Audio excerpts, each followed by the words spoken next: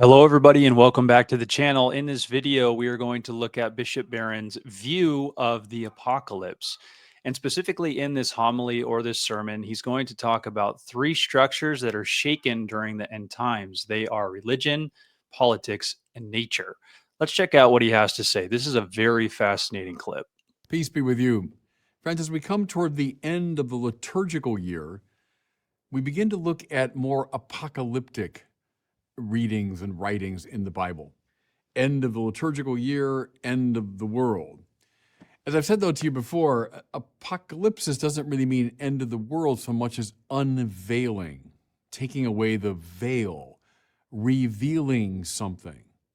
Now, indeed, I'll bring these two ideas together. What's indeed revealed is the ending of the world in one sense. Not so much the end of space-time, but the breaking down of all the frames of reference that we use to understand our lives. Apocalypse is all about the resurrection of Jesus from the dead.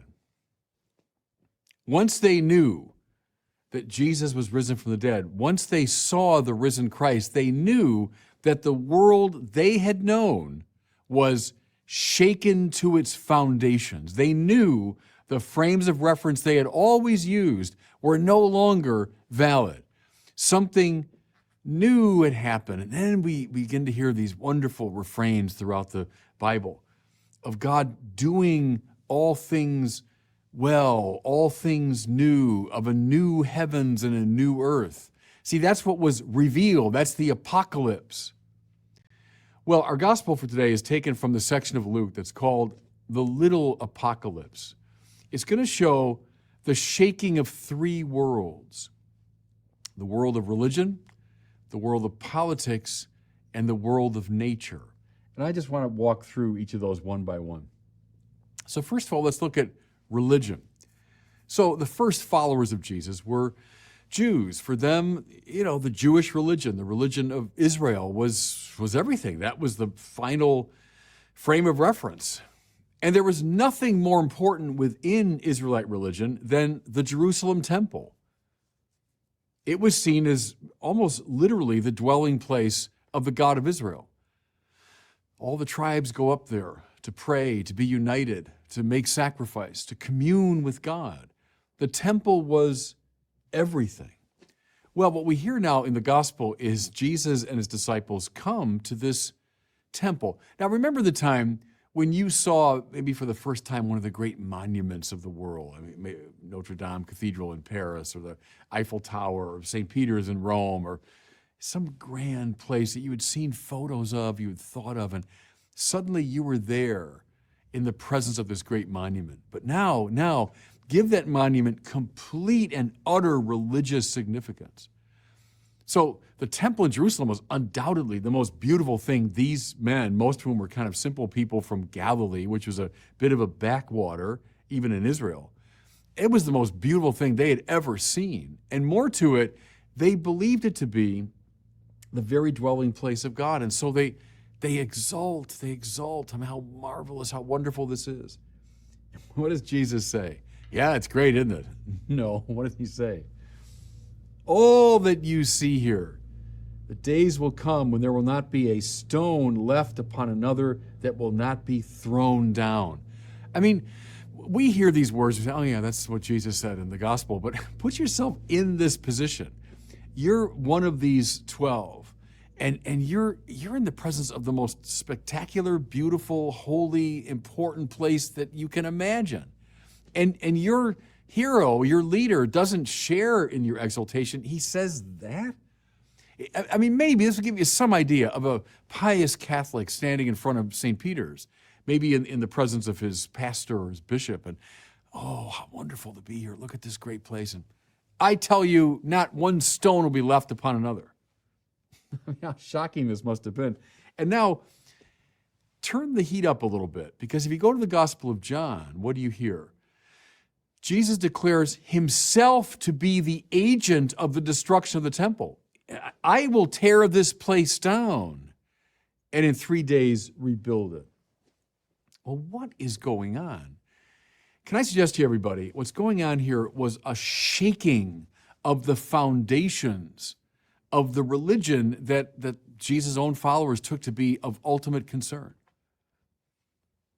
What shook those foundations finally? It was the resurrection of Jesus from the dead. When they saw the risen Christ, they realized the temple in Jerusalem was no longer the place where divinity and humanity came together. They realized that the institutions of their religion that were not of ultimate concern, that now Jesus in his risen body is the place where divinity and humanity definitively come together. The risen Christ is now the place of instruction and healing and peace and reconciliation. The old way, even this highly sacred dimension of the old way, shakes and gives way to something new. You know, with this idea in mind, reread much of the Pauline literature. I mean, the letters of St. Paul. Paul, Rabbi Shaul, whose whole life was about the religion of classical Israel. And when he saw the risen Christ, he knew that that foundation, which was at one time everything for him, has now been shaken. Okay?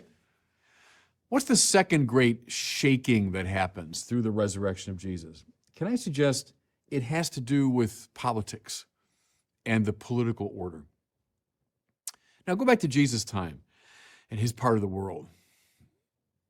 Politically, the most fundamental reality was Rome, the power of Rome, the emperor of Rome, Rome's governors in various provinces. That was the political establishment.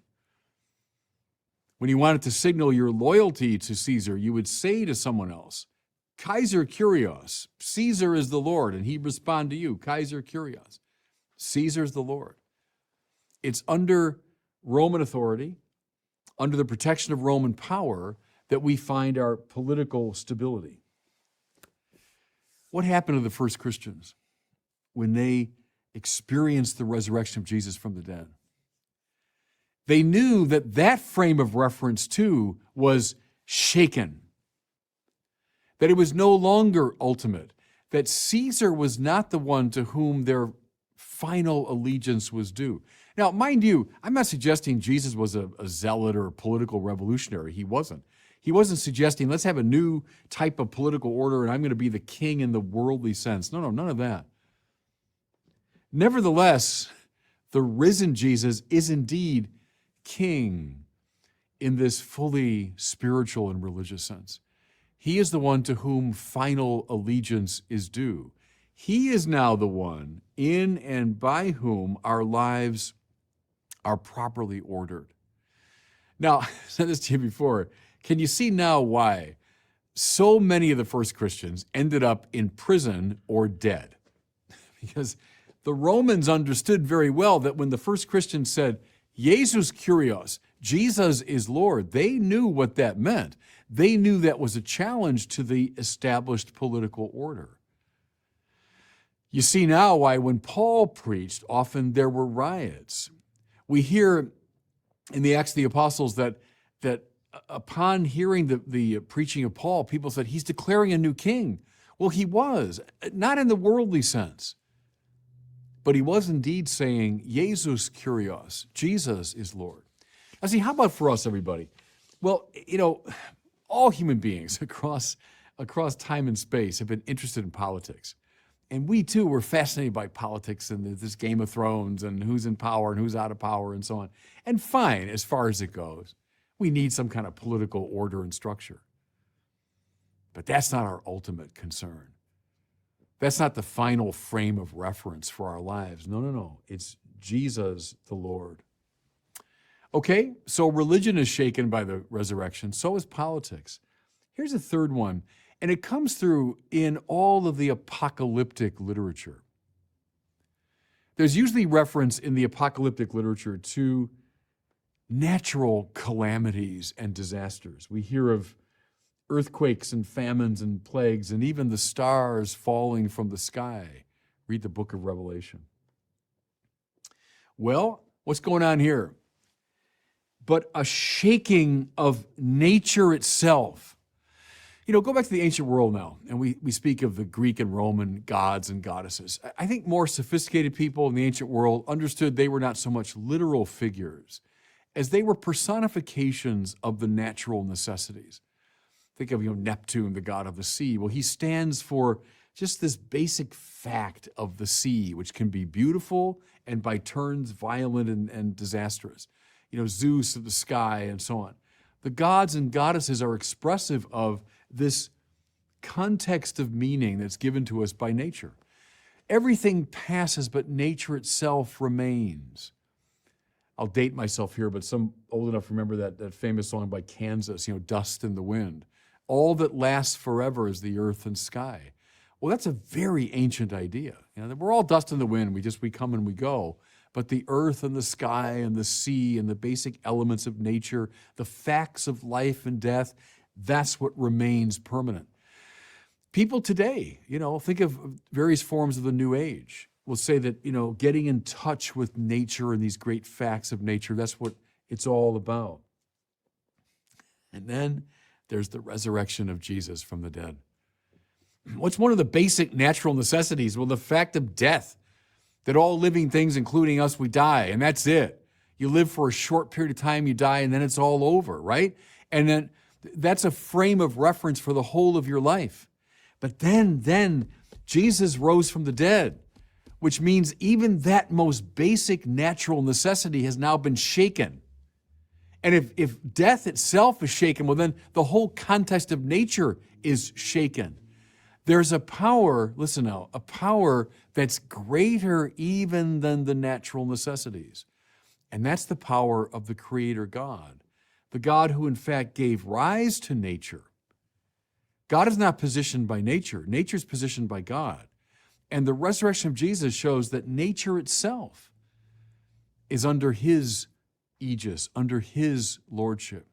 So don't orient your life the way a lot of New Age people do today in terms of the natural necessities. No, they're not ultimate. The God of Jesus Christ is ultimate. The old forms of religion passing away. The old political order, that's broken, it's shaken. Christ is Lord.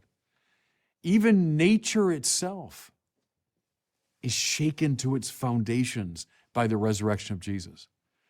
Can I suggest to everybody, this is what's being revealed in the resurrection. This is the apocalypse, the unveiling that happens. And once you get that, your whole life can and should change. And God bless you. The thing that is obvious to me is that Bishop Barron is painting a different picture around the apocalypse. I don't know about you, but oftentimes when I think about the end times and lots of what I see online, what I notice is lots of doom, lots of hell, lots of fire, lots of mystery, lots of people being raptured and caught up into the air. And it's all kind of this very ambiguous, kind of very, very trying time when nobody really knows what's going on. What Bishop Barron, I think, is so brilliantly stating is that the apocalypse is an unveiling, it's a revelation so that people are in the know about and are made aware of the reality of who Jesus is. So I think that Barron is showing a counterintuitive approach here. And I think that his explanation really is quite shocking because it's so counterintuitive. And it actually gets at the heart of what the apocalypse is all about, the second advent of Christ. However, as I was listening to Barron, it did make me wonder about the second coming of Christ. Lots of what he's talking about is kind of this symbolic, allegorical interpretation of the end times, and a lot of it was being fulfilled within the first century. In theology, this is often referred to as preterism. Now, I don't know where Bishop Barron stands on this view, but he seems to want to put all of the apocalypse into the first century, into the time of Jesus. Now, I think there's really good reasons to do that because I think you're being honest to what the text is actually saying. But it really does lead to the question, how does this apply to the second coming, the second advent of Christ? For example, in Matthew 26 or 24, 6 through 13, it's basically Jesus saying you're going to hear of wars, rumors of wars. You don't need to be alarmed. These things are going to happen. Nations will rise against nation. So this is kind of the idea, I think, that it's going to be prolonged. There's going to be a time when this end times reality is really taking place. And then, of course, as Bishop Barron says, there's natural things like famines and earthquakes that are going to take place.